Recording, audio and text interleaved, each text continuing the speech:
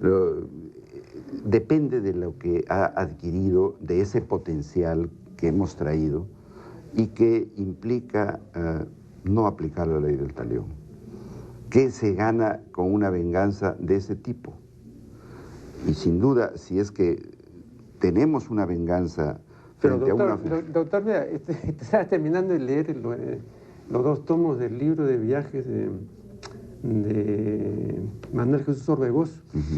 Y pues, se ha dado pues 7 veces, 8 veces la vuelta al mundo. Sí, Pues, sí, bueno, cierto, es cierto. un viajero incansable. Así es. Pero le digo esto brevísimamente, ¿no? Habla de los países islámicos y dice que ni con lupa podía descubrir ratería y que lo que se ha visto en la plaza pública al ratero lo lleva... Es que... Momento. Y entonces Claro. él dice, no, acá sí, ¿no?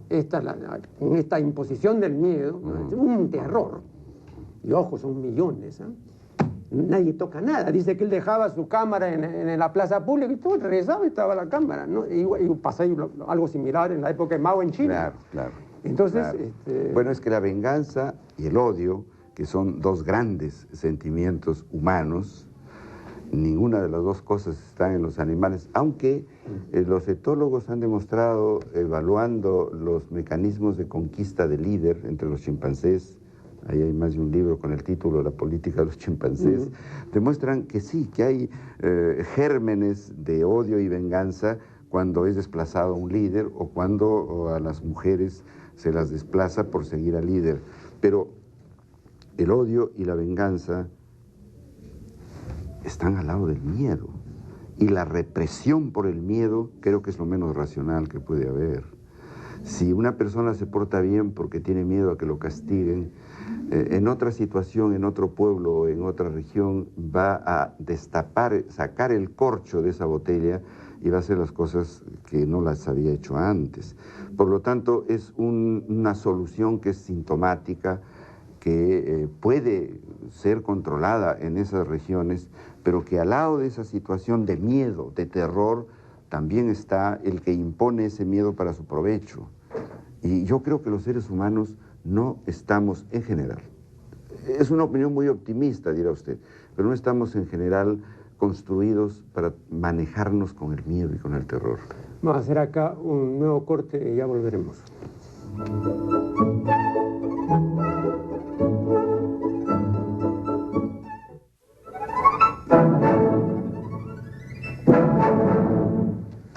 Continuamos este diálogo con el doctor Artidoro Cáceres. Vea usted, yo hace algún tiempo escribí un ensayículo titulado ¿Por qué el hombre no tiene servomecanismos conductuales? ¿No?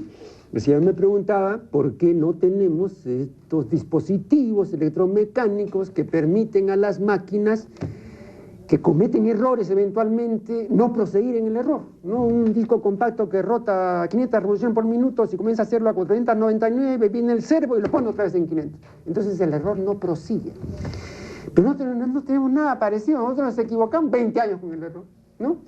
Entonces no hay ningún correctivo inmediato, automático. Entonces yo me preguntaba por qué no hay. Entonces claro, la respuesta es no hay, uno, porque no somos animales instintivos. Si lo hubiera así, porque el instinto corrige inmediatamente una situación mediante una inhibición automática, ¿no es cierto? El lobo que se siente vencido ofrece la garganta, entonces el otro, mediante una inhibición propia de su especie, no le da el mordisco fatal, ¿no? Nosotros que no tenemos esa inhibición, sí damos el mordisco y matamos por gusto, ¿no? Entonces no tenemos ya ese caudal instintivo, pero tampoco somos máquinas, tampoco somos organismos robóticos, ¿no? Somos seres humanos. Entonces este tipo de control, el servomecanismo, entonces supuestamente debe pues ejercer la inteligencia, la razón y todo, que todas son facultades muy lentas, ¿no es cierto? Entonces imagínate la velocidad de la emoción, ¿no? Comparado pues con todo el raciocinio y con todo. Entonces hay un desfase ahí tremendo y siempre va a ganar pues lo que es más antiguo, más arcaico, ¿no? Entonces uno se pregunta si realmente, yo recuerdo hay un ensayo de Bertrand Russell que se titula Ideas que han hecho daño a la humanidad. Entonces, al iniciar el ensayo, él dice, creo que he titulado mal esto. Yo digo ideas que han hecho mal. No, he titulado, las ideas han hecho daño a la humanidad, ¿cierto?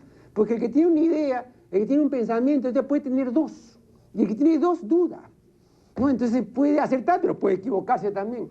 El animal instintivo no duda, porque el instinto no puede estar dudando, ¿no? Es automático, rígido, muy poco plástico.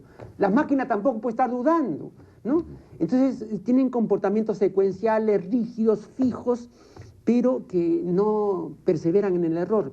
Entonces, lo que a mí me motivó esto fue que nosotros, no es que cometamos errores, creo que cometerlos es normal, ¿no? La perseverancia en el error me parece una característica peligrosísima del ser humano, ¿no? De acuerdo. Primero, el encéfalo humano sí tiene servomecanismos que controlan algunas actividades como, por ejemplo, el sueño, la sed, el hambre. Son elementos que evidentemente están muy inferiores a la corteza cerebral. Sin duda el control de la temperatura exige un servomecanismo regulador muy exquisito. En un nivel un poco más superior está el servomecanismo del placer y del dolor. Pero el hombre sí tiene servomecanismos que lamentablemente no están diseñados para funcionar por ellos mismos. Y de ahí creo que surge ese enorme concepto, ese enorme valor ético que se llama libertad, el libre albedrío. Y deja a la naturaleza humana la posibilidad de la elección, que no lo tiene ningún animal, para actividades como la selección del ser querido y los valores éticos, morales y deontológicos. Por lo tanto, esa estructura que la neuropsicología ha demostrado hasta la saciedad, los que no lo quieren comprender es un problema muy serio, sobre todo cuando tienen poder, que está en esa estructura que no lo tiene ningún otro animal, que es los lóbulos prefrontales. La persona que tiene una lesión ahí, o los experimentos con estimulación cortical, han demostrado que evidentemente esa es la estructura que permite el control de la conducta, que permite la decisión y que permite además la elección entre lo que con un juicio valorativo diríamos lo bueno y lo malo. Pero eso requiere pues una educación porque es la estructura más joven y que es la que más se deteriora, por ejemplo, en actos tan torturantes como el parto a la manera como se hace en nuestra civilización. Esa estructura requiere un entrenamiento muy sutil y que además puede, cuando se lo lesiona y se lo pierde, reeducarse, si es que hay algunas células que están todavía intactas. Por lo tanto, yo creo que el mecanismo sí existe. Lo que ocurre es que no lo hemos utilizado. Es como tener un reloj y mirar el reloj de arena en lugar de mirar, o el reloj solar, o es como tener un automóvil y tenerlo ahí de lujo, o tener un ser querido como una mujer en nuestro caso y tenerla solamente de admiración. Esto requiere una educación y los educadores han fallado en eso. La educación no está utilizando los recursos que la naturaleza ha dado al ser humano y lamentablemente eso es como la impronta. Tiene necesidad de un estímulo específico de un momento crítico. Si no se utiliza en ese periodo, que según los expertos es prepuberal, más adelante no solo es muy difícil, sino que es imposible. Entonces el ser humano recurre a mecanismos de autocontrol muy elementales, muy primitivos, y que entre el placer y el dolor lo hacen optar por el placer. Y cuando se repite en el error, ya se encuentra, porque hay puentes y vasos de comunicación pues muy sutiles a nivel de una estructura que se llama la sustancia reticular, en el tronco del encéfalo, en donde cuando no hay un suficiente control hay un cierto caos y se mezclan las sensaciones.